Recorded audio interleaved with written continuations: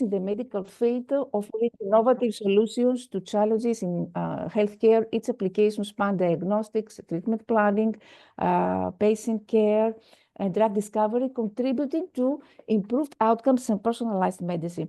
So machine learning is actually a subset of artificial intelligence. It's already playing a pivotal role in reshaping how we diagnose, how we treat and manage disease, from early detection of conditions like cancer and heart diseases to personalized treatment plans. Machine learning is offering unprecedented opportunities to improve outcomes and empower both patients and healthcare professionals. Already we have seen some benefits here: risk prediction, prevention, advanced disease detection, accelerate drug development, streamlined operations, and customized patient care. So we need to understand what are the main types of machine learning. The first type that you need to know is what we call supervised learning. In supervised learning, the model is trained on labeled data, meaning that the input data comes with a correct output, what we call labels. So the goal here is for the model to learn the mapping between the input and output so it can make predictions on new unseen data. In supervised learning, here we could talk about healthcare. We have used this type of learning in disease diagnosis, in predicting patient outcomes. We can predict the likelihood of patient outcomes based on historical data. Of course, with medical image analysis, because these models can be trained to detect specific structures or abnormalities in medical images, such as tumors or lesions or fractures. We can predict disease progression. There are risk prediction models, drug discovery response prediction. For example, supervised learning can be used to predict how a patient will respond to a particular drug or treatment, helping to personalize medicine. And this is especially important in oncology, where cancer treatments can vary significantly between individuals. A model example, for example, machine learning models can use features like genetic markers or previous treatment outcomes and patient demographics to predict treatment efficacy. And of course, it helps with electronic health record data analysis, with clinical decision support systems, the sentiment analysis, patient feedback. We know with natural language processing models like support vector machines can classify feedback as positive or negative based on labeled sentiment data, with patient monitoring and alert systems, because this can be used in real-time patient monitoring systems to detect early signs of deteriorating health, such as arrhythmias or respiratory distress or sepsis. It helps with the treatment outcome prediction, predicting epidemic outbreaks, because it can help predict and model the spread of infectious diseases like COVID, for example, based on factors like geographical location or population density or historical infection rates or vaccination coverage. And behavioral health prediction, because in mental health care, supervised learning can actually be used to predict the likelihood of conditions such as depression or anxiety or schizophrenia based on patient characteristics, past diagnosis, and lifestyle factors. Now, the second type of machine learning is what we call unsupervised. What is the difference? In unsupervised learning, the model is trained on data that does not have labels. So the goal here is to find hidden patterns, structures, or relationships in the data. Unlike a supervised learning, it doesn't predict an output, but instead groups and organizes the data based on similarities. Some applications of unsupervised learning have to do with patient segmentation. Unsupervised learning can be used to group patients into clusters based on similarities in their medical histories, symptoms, or genetic profiles. For example, clustering algorithms, this is what we call hierarchical clustering, can help identify subgroups of patients with similar disease progressions or responses to treatment, enabling personalized care.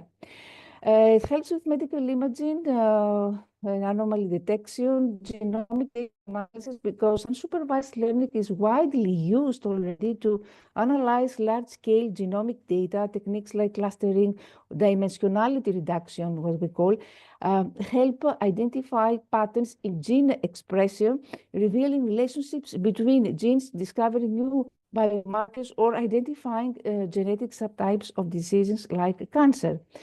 It helps with animal detection, health monitoring, identify disease types, medical literature, clinical notes analysis. And of course, with drug discovery, with medical image segmentation, and phenotyping helps also understand the healthcare utilization patterns. So this has to do with how, for example, healthcare providers can apply unsupervised learning to analyze patterns in hospital visits or treatment costs or patient admissions. So clustering methods can help reveal trends in healthcare utilization, leading to more efficient resource allocation and service improvements. The third type of machine learning is called reinforcement learning, is what we see, for example, if we talk about cars, the self-driving cars of robotics. Here, in reinforcement learning, the model learns through trial and error by interacting with an environment. It receives feedback in the form of rewards, of penalties, and learns to maximize cumulative rewards over time. This type of learning is particularly powerful in dynamic decision-making environments where the optimal strategy is learned over time. So here, in cancer treatment, for example, reinforcement learning algorithms can help design personalized chemotherapy, radiation therapy plans. It helps us with robotic surgery, as was mentioned before. The robot learns through trial and error how to optimize its movements for specific surgeries, increasing accuracy and reducing the risk of human error during complex procedures.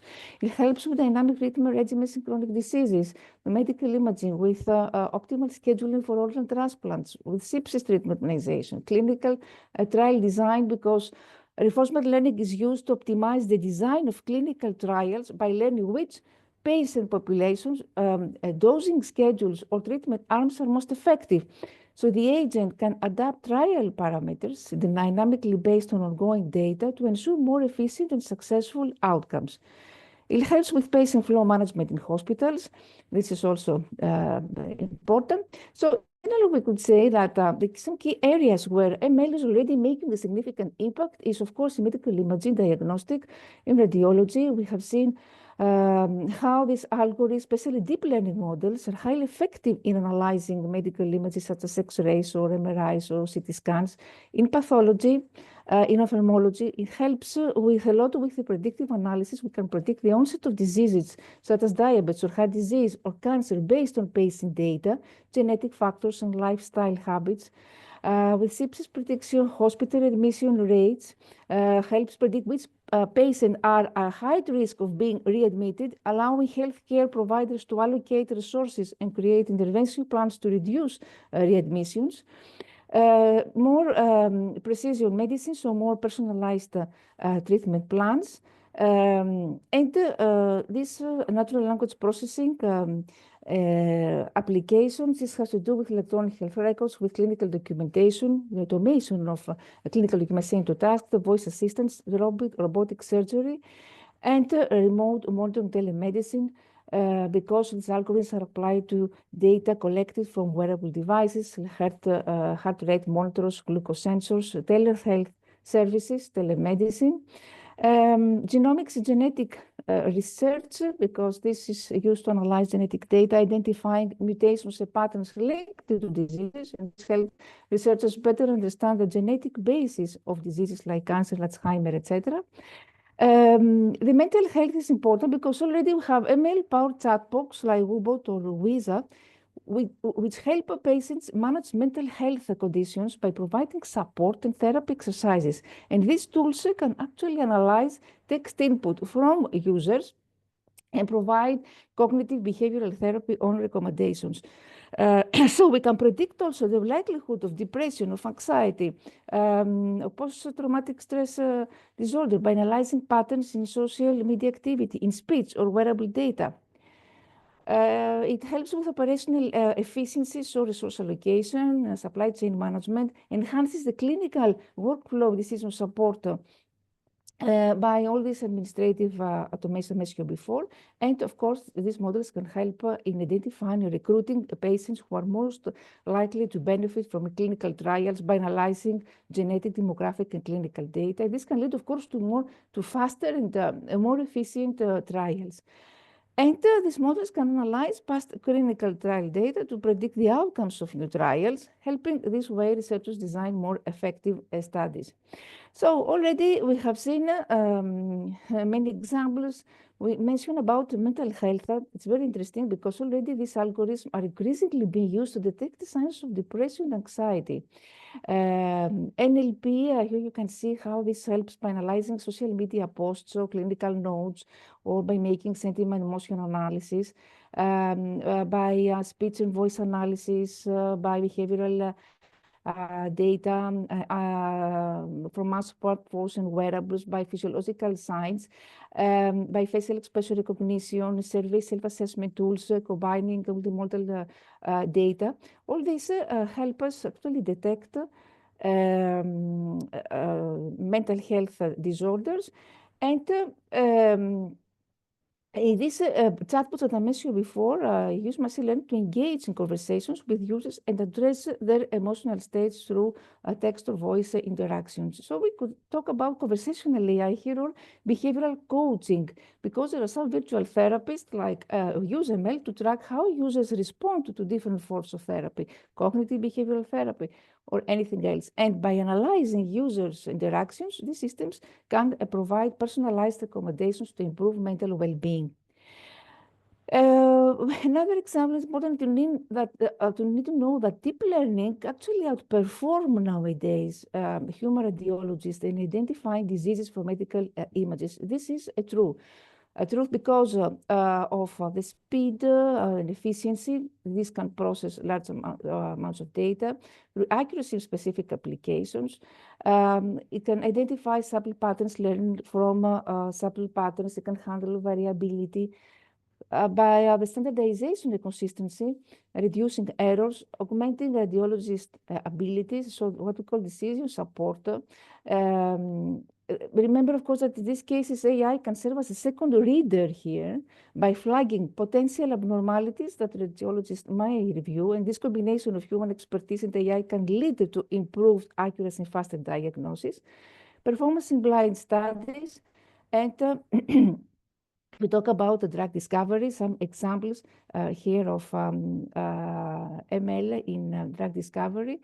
For example, AlphaFold has revolutionized protein structure prediction, which is critical for understanding how drugs interact with their targets. By accurately predicting protein structures, ML accelerates the design of new drugs. Another company uses deep learning models to predict the binding of small molecules to target proteins, speeding up the discovery of drug candidates atom-wise. And another company uses this to analyze biomedical data and discover new therapeutic targets and molecules for complex diseases like cancer.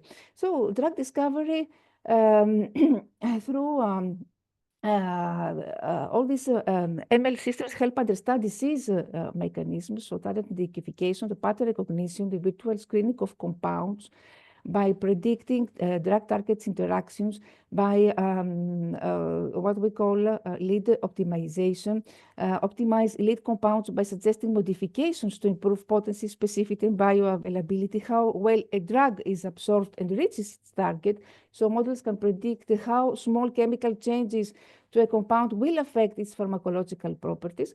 A toxicity prediction, the drug repurposing, as we say, how to identify new uses for existing drugs, how to accelerate clinical trials, design completely new novel molecules from scratch tailored to fit specific biological targets, automate drug design, clinical trial optimization that I mentioned before, through adaptive trial design, toxicology and side effect prediction, data integration, and knowledge discovered. Of course, this reduces time and cost.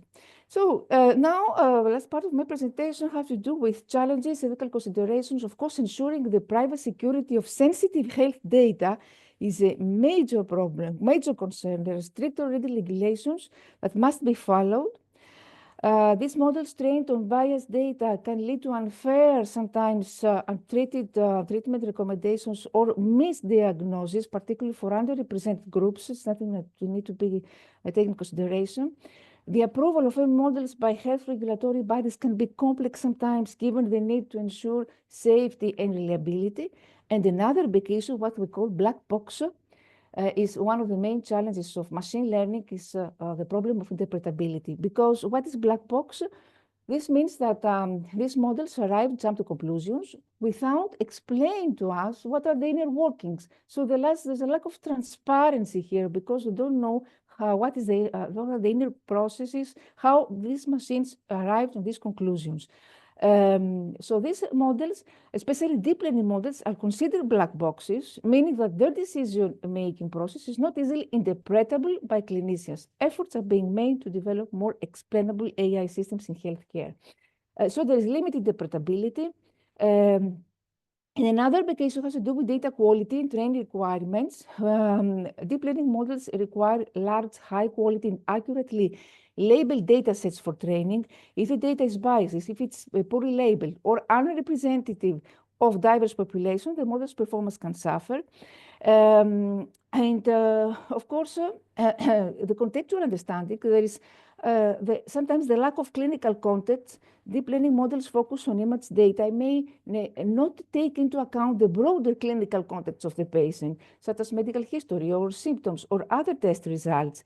Human radiologists, on the other hand, consider the whole patient and integrate other sources of information when making diagnosis.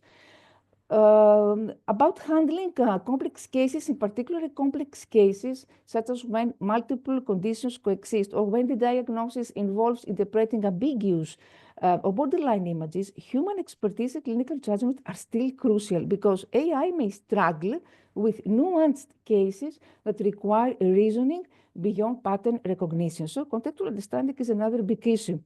Regulatory ethical challenges. AI systems must undergo rigorous validation and receive regulatory approval before being used in clinical practice. This process ensures that the models are safe, reliable, and effective, but can slow down widespread adoption, of course. Liability and accountability. Because here you understand that in cases where deep learning models make diagnostic errors, for example, it is unclear who would be accountable, the developer, the clinician using the tool, or the healthcare institution. This legal ambiguity may limit the full integration of deep learning in clinical workflows. And the clinical acceptance, because of course AI tools can be highly effective, but the healthcare predictions, many professionals may be hesitant to adopt them due to concerns about job displacement, about trust, about the need to learn new technologies, many issues. So acceptance of AI by radiologists, for example, is crucial for effective integration into healthcare systems. So what are some suggestions to address these challenges? If we talk about data privacy and security, need to adopt a strong data encryption protocols, implement advanced techniques to ensure that health data is secured, stored, and transmitted. The identification and anonymization, remove personally identifiable information from medical data sets used for training machine learning models. This ensures that this data cannot be traced back to individual patients, reducing the risk of privacy breaches. Very important, what we call federated learning, use federated learning, which allows ML models to be trained on decentralized data without the data leaving its original location, for example, hospitals and clinics. These methods preserves privacy by keeping sensitive health data within institutions while still benefiting from large-scale model training. And compliance with regulatory standards ensure that these systems strictly adhere to policy regulations and all these regular audit assessments that can verify compliance. For bias and fairness, it's important that diverse and representative data sets, because though these data sets should be diverse as possible, representing different demographics, age, gender, race, ethnicity, and medical conditions. So actively seek out and include data from underrepresented populations to prevent biased model outputs. The bias auditing fairness metrics also implement tools to audit ML models for biases before they are employed, evaluate fairness metrics such as disparate impact or equal opportunity to ensure that the models provide equitable treatment. The model explainability for fairness use more explainable techniques and regular monitoring for updates. In any case, we need more collaborative development for regulators, clear documentation, transparency, validation with clinical trials, post-market surveillance, and interpretability of AI models, develop more explainable AI models, hybrid models, interactive visualization tools, model simplicity for critical applications and high-risk medical applications. This means that we need to use similar models that are inherently more interpreted, for example, decision trees or linear models. And clinician-involved model validation, engage health professionals in validating and interpreting the outputs of ML models. So these considerations means that the ethics committees oversight are important. Establish these committees within healthcare institutions to oversee, to monitor the deployment and the use of ML models in clinical practice. These committees can review the ethical implications of model usage, particularly in terms of patient autonomy, of informed consent, and potential harm. So informed consent is another big issue. This means that ensure that patients are informed about how ML models may be used in their diagnosis, treatment, and obtain consent before using AI-driven systems in clinician decision-making. Patients should understand the role of AI in their care and have the opportunity to opt out if this is desired. The human-in-the-loop systems means design ML systems with a human-in-the-loop approach where AI assists clinicians but does not replace their judgment. This ensures that critical decisions are always made with human oversight, reducing the risks of over-reliance on AI systems and preventing automation biases. And of course, lastly, accountability and liability establish clear guidelines for accountability in cases where AI models make incorrect predictions or diagnoses, and this includes defining the responsibilities of healthcare providers or developers and healthcare institutions when we use these systems. Continuous learning and adaptation, so ongoing model improvement, feedback loops with clinicians, continuous feedback, where users can flag errors or questionable inputs. What are the future directions of ML in healthcare? This has to do with federated learning I mentioned before, with more explainable AI models that provide more transparent, interpretable outputs for clinicians, and more AI-assisted drug design, and more personalized treatment. So by concluding, I want to say that overcoming challenges I mentioned before about data privacy, sensitive healthcare data is a very, very important issue, or regulatory approval, model interpretability. In machine learning, all this requires a multifaceted approach. Combining technical solutions like federated learning, explainable AI with strong collaboration between developers, clinicians, and regulators can ensure the safe, fair, and effective use of ML in healthcare. So by addressing these challenges proactively, we can actually maximize the benefits of AI in improving patient outcomes while maintaining ethical and safety standards. So thank you very much for your attention. For any question, I'm here to discuss.